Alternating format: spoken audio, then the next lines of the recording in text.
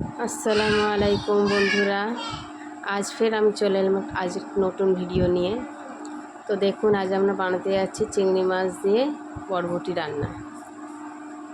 এই গরমের সময় এইসব খেতে খুবই ভালো লাগে।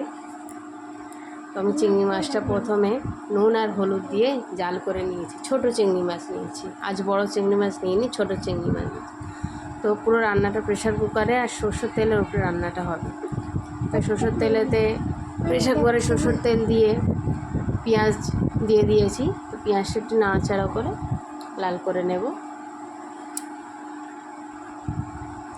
একটু ভালো করে নাড়াচাড়া করে লাল করে নেব। তো দেখুন, আমার অনেকক্ষণ হয়ে গিয়েছে, লাল করে নিয়েছি। পেঁয়াজটা আমার পুড়ে যাচ্ছে, ওই জন্য আমি একটু অল্প করে জল দিলাম। তো জলটা দেওয়ার পরে এবারে আমি দিয়ে দেবো একটু লবণ। এখানে 1 চামচ লবণ দিয়ে দিয়েছি।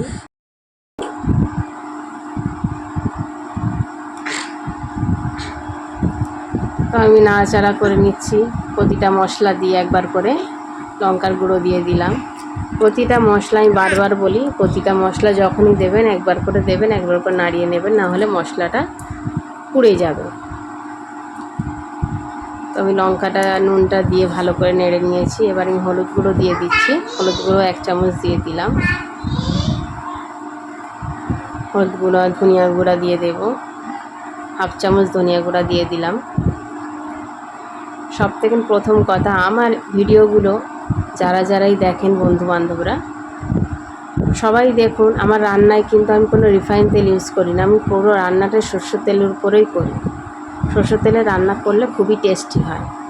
তো এখানে দিয়ে দিচ্ছি ছোট চিংড়ি মাছ, বয়েল করে নেওয়া চিংড়ি মাছ, আমি যেটা নুন আর হলুদ দিয়ে জাল করে নিয়েছিলাম।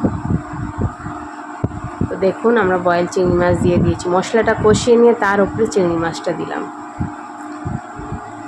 তো দেখুন, একটু চিংড়ি মাছটা কষা কষা হয়ে গিয়েছে। এবারে আমি নিয়েছি দেখুন বরবটি আর পাতলা পাতলা করে স্লাইস করে রাখা আলু। দেখুন বরবটিগুলো কেমন সাইজ করেছি, প্রায় 2 গাঁট সাইজের, আমার আঙুলের 2 গাঁট সাইজের মতন বরবটিগুলো করে দিয়েছি। তো আলু আর বরবটি একসঙ্গে ধুয়ে আমি চিংড়ি মাছ দিয়ে দিলাম। ভালো করে মিক্স করে নেব, একসাথে নাড়াচাড়া করে একটু কষিয়ে নেব, যাতে সবজির গন্ধটা না থাকে। সবজিকে যত ভালোভাবে নাড়াচাড়া করে কষিয়ে নেবেন, ততই তার সেন্ট আসবে, গন্ধটা উড়ে গিয়ে সেন্ট আসবে। তো একটা খুব সুন্দর একটা সুগন্ধ এসছে নাড়াচাড়া করার পরে, চিংড়ি মাছ কষানো এবং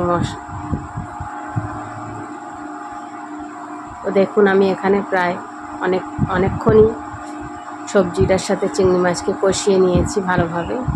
এতে সবজির গন্ধটা চলে গিয়েছে, খুবই সুন্দর একটা সুগন্ধ বার হয়েছে। এবার একটু জল দিয়ে দিলাম বেশি করে। জলটা দিয়ে নাড়াচাড়া করে প্রেশার কুকারের ঢাকনাটা বন্ধ করে আমি 10 মিনিটের মতো সিটি দিয়ে নেব। দেখুন, আমি প্রেশার কুকারের ঢাকনা বন্ধ করে দিয়েছি। 10 মিনিট পর প্রেশার কুকার খুলে দেখে নিয়েছি। দেখুন, পুরো একদম ঝোলটা শুকিয়ে গিয়েছে, নরম হয়ে গিয়েছে আলু এবং বরবটিগুলো।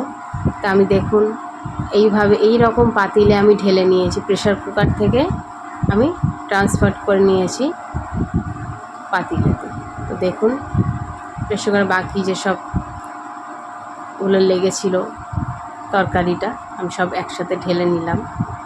নিয়ে একটু জল দিয়ে আর একটু ভালোভাবে পোড়া পোড়া করে ফুটিয়ে নেব। খুব বেশি পোড়া পোড়াও না, খুব বেশি ঝোলও না, মিডিয়াম। দেখুন এই পজিশানে হালকা হালকা বাবলস উঠছে। এই বাবলস পজিশানেই আমরা নামিয়ে নেব। তো পরিবেশন করে নিন ভাতের সাথে, গরম গরম দুপুরের রান্না ভাতের সাথে খেতে খুবই ভালো লাগে। কেউ চাইলে রুটির সাথে খেয়ে নিতে পারেন। আমার ভিডিওগুলো দেখার জন্য আপনাদের খুবই ধন্যবাদ। একটা করে লাইক, শেয়ার অ্যান্ড সাবস্ক্রাইব করে যাবেন। আপনারা ভালো থাকবেন। ধন্যবাদ।